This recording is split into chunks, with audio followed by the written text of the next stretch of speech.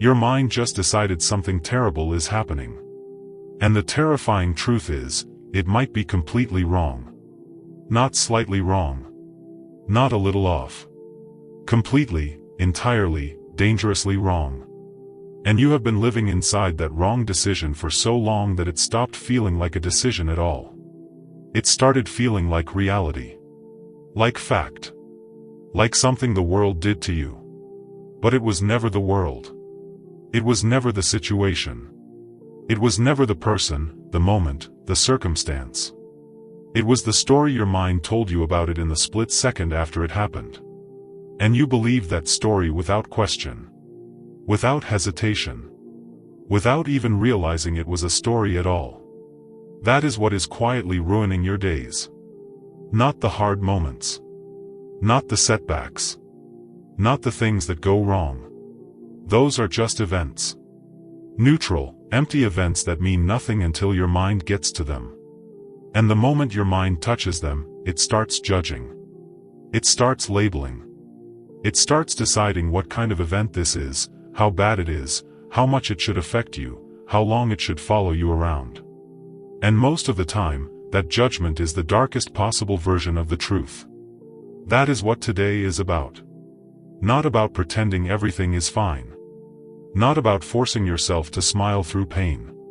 But about understanding, at a level that actually changes something in you, that the thought your mind hands you is not the final word. And you have more control over this than you have ever been told. Let me show you exactly what this looks like in your actual life, because you need to see it clearly before you can change it. Something happens. It does not even have to be something big. Someone does not reply to your message. Your plan falls apart. Someone says something sharp to you in a tone that catches you off guard. You make a mistake in front of others. You do not get the result you were counting on. These things happen every single day. And in the fraction of a second after they happen, before you have even had time to think, your mind has already decided what they mean. And that decision, that instant, automatic judgment, is what sends you into a spiral. Because your mind does not say this is something that happened. It says this is proof. Proof that you are falling behind. Proof that people do not respect you. Proof that things never work out for you. Proof that you are not enough. And once your mind has decided something is proof, you stop questioning it. You just feel it. And that feeling feels completely real, completely justified, completely out of your control. But it is not out of your control. It never was. It looks like this. You wake up and the first thing that hits you is a thought about something unresolved. Something you said, something you have not done, something that is coming. And immediately your mind calls it overwhelming. And the moment it is labeled overwhelming, your body responds to that label. Your chest tightens. Your energy drops. Your motivation disappears.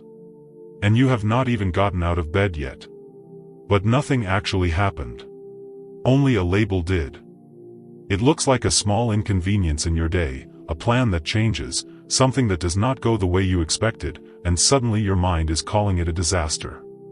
And because your mind called it a disaster, you treat it like one. You carry it like one. You let it infect the rest of your day like one. When the actual event, stripped of your judgment, was just a thing that happened. A small, manageable thing that happened. It looks like someone being cold to you, or dismissive, or simply having a bad day near you, and your mind immediately making it about you. Deciding it means something about your worth, your standing, your relationships. And now you are carrying someone else's bad mood as though it is evidence of something deeply wrong with your life. When in reality, you handed it that meaning. The moment never gave it to you. Your judgment did. And the cost of this is enormous. Not just in mood. In everything. In decisions you make from a place of fear because your mind told you the situation was dangerous when it was not. In opportunities you walk away from because your mind told you the risk was unbearable when it was manageable. In relationships you damage because your mind told you the other person's behavior was an attack when it was just human. The judgment your mind hands you is shaping your entire life. And most of it is wrong. A man named Epictetus understood this with a precision that is almost unsettling when you first hear it. And what he said about it will change the way you see every single thing that happens to you from this point forward. Epictetus was a Stoic philosopher who was born a slave.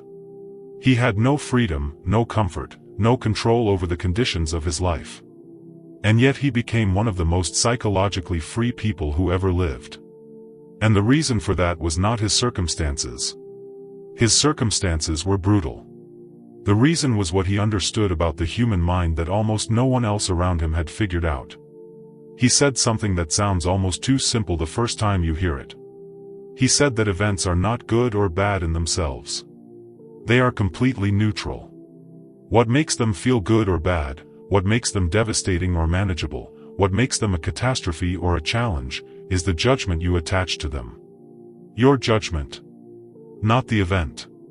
Your response to the event. And that response, unlike the event itself, is entirely within your power. Think about what that actually means. It means the event that happened to you this morning, the one that has been sitting heavily on your chest all day, did not come with that weight already attached. Your mind put that weight on it. Your mind decided what kind of thing it was. Your mind chose the label. And because your mind chose it, your mind can change it. Not to something false. Not to something fake and cheerful that ignores reality. But to something more accurate. To something that serves you instead of destroying you. Epictetus talked about catching the judgment the moment it appears. Not after it has already taken root and grown into a full emotional spiral. In the moment it arrives. That first split second where your mind reaches for a label and you have a choice, even if it does not feel like a choice yet, to examine that label before accepting it. To ask whether it is actually true. To ask whether this is genuinely terrible, or whether your mind simply decided it was terrible because that is its habit. He did not ask you to pretend nothing is hard. He did not ask you to be indifferent to pain. He asked you to be honest. And the honest truth is that most of what your mind calls terrible is actually a challenge. Not a catastrophe. Not evidence of doom. A challenge. Something that requires something from you. Something that will, on the other side of it, have made you more capable than you were before. The label matters. Because the label you give an event determines how much of your strength you bring to it, and how much of yourself you lose to it before you even begin. Here is exactly how you apply this. Not as a concept. In your actual day, starting with the very next thing that goes wrong. Step 1. Catch the judgment before it catches you. This is the most important skill you will build from today. The moment something happens that your mind wants to call bad, terrible, unfair, unbearable, catastrophic, you pause. Just for a second. Not to suppress what you feel. Not to perform calmness. But to ask one simple question before you go any further. Is this actually what my mind is telling me it is? Or is this a label my mind just automatically reached for? You are not going to get this perfect immediately. Your mind is fast. It has been doing this for years. It has built very strong habits of judgment, and those habits will fire before you even realize it. But the practice is not about being perfect. It is about building the gap. That small, crucial gap between the event and your response. Because in that gap is where your power lives. Epictetus called this the space between what happens to you and what you do with it. And every time you find that gap, even for a moment, you are taking back control that your automatic judgment has been stealing from you. Start small. Start with the irritations. The traffic, the slow internet, the plan that changes, the message that comes across wrong. These are your training ground. Every time you catch your mind reaching for the label, terrible, and you pause long enough to question it, you are building the exact same muscle that will save you when the genuinely hard moments arrive. Step 2. Replace the label, not with a lie, but with the truth. Your mind says this is terrible. You pause. You catch it. And now you replace it. Not with, everything is wonderful. That is not true and your mind knows it. You replace it with something that is actually, honestly more accurate. This is a challenge. This is something I did not expect. This is something that requires me to think. This is uncomfortable, but it is not the end. This is hard, but hard things are things I move through. That shift, from terrible to challenge, is not a trick. It is not positive thinking. It is precision. It is deciding to be more accurate about reality than your automatic, panicking, catastrophizing mind tends to be. Because the word terrible carries with it a whole emotional weight. It tells your nervous system that you are in danger, that you cannot cope, that this is beyond you. The word challenge carries something completely different. It tells your nervous system that there is something to engage with. That you have something to give here. That this is asking something of you, and you are someone who responds to that. That single replacement, catching the word terrible and swapping it for the word challenge, is the beginning of a completely different relationship with difficulty. And it starts changing things faster than you would expect. Step 3. Own the emotion without letting the judgment run it. This is the part most people miss. They hear something like this and they think it means you are supposed to stop feeling. That you are supposed to be cold, or detached, or numb to what happens around you. That is not what Epictetus taught. He felt things. He lived through brutal things. He was not asking for the absence of emotion. He was asking for something far more powerful. He was asking you to feel the emotion without letting the judgment underneath it be the one driving your decisions. You can feel frustrated without your frustration being based on the idea that everything is ruined. You can feel disappointed without your disappointment being built on the belief that this means you will never succeed. You can feel the weight of a hard day without that weight being attached to the story that every day will feel this way. The emotion is real. The judgment underneath it is often not. And when you separate those two things, when you let yourself feel without letting the automatic catastrophic label run the show, something extraordinary happens. The emotion moves through you. It does not get stuck. Because it is no longer feeding on a story that keeps growing. It is just a feeling, and feelings, when you stop reinforcing them with terrible judgments, tend to pass. They always have. You just never gave them the space to do it. Your action target today is this. The next time something goes wrong, and something will, catch the first word your mind reaches for. If that word is some version of terrible, stop. Say to yourself, this is a challenge, not a catastrophe.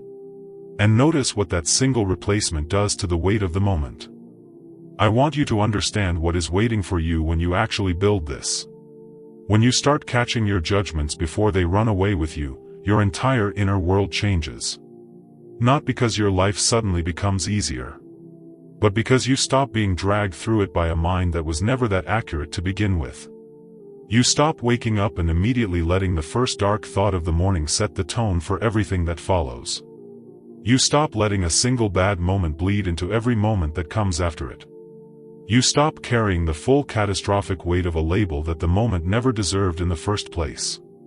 And what you get instead is something most people spend their entire lives looking for without knowing what it actually is. You get steadiness.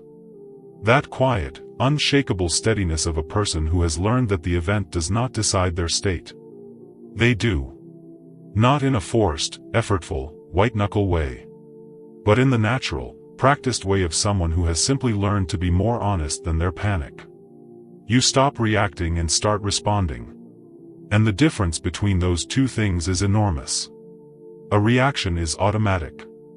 It is the judgment firing before you had a chance to look at it. A response is something you chose.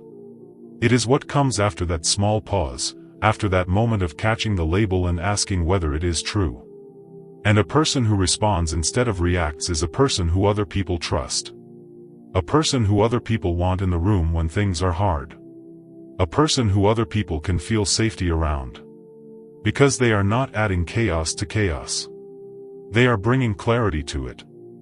And beyond how it affects the people around you, think about what it does to you. Think about the energy you will stop wasting on catastrophizing things that were never catastrophes. Think about the mental space that opens up when you are not spending it maintaining the story that everything is terrible. Think about what you can do with that space. What you can build. What you can pursue. What becomes possible when your mind stops spending most of its energy making things heavier than they are. Epictetus spent his life with almost nothing. No freedom, no wealth, no guarantee of tomorrow. And he was free in a way that almost no one around him was, because he had mastered this. He had learned that the world could hand him any event it wanted to, and he had the final word on what it meant. Not in arrogance. In clarity. In the practiced, quiet power of a mind that knows the difference between what happened and what it chose to do with what happened. That power is not his alone. It was never only for philosophers or ancient thinkers. It is yours, built one caught judgment at a time. Built the next time something goes wrong and you pause before letting your mind call it the end of the world. Built the next time you replace terrible with challenge and feel how different your body responds to that single word. Built every single day you choose to be more accurate about reality than your fear wants you to be. The person who started this video was someone whose mind was quietly making everything heavier than it needed to be. The person finishing it right now knows exactly where that weight was coming from. And they know how to start putting it down. Your mind will hand you a judgment in the next few hours. That judgment is not the truth. It is just the first draft. Here is your one sentence to carry with you from today. You do not feel what happens to you. You feel what you decide it means. Here is your challenge. The next time your mind calls something terrible today, stop, replace it with one word, challenge, and drop it in the comments. Tell us what the situation was and what that one word shift did to the weight of it. Because your moment might be exactly what someone else needs to read to finally pause before their next spiral. You already have more control than you think. Now go use it.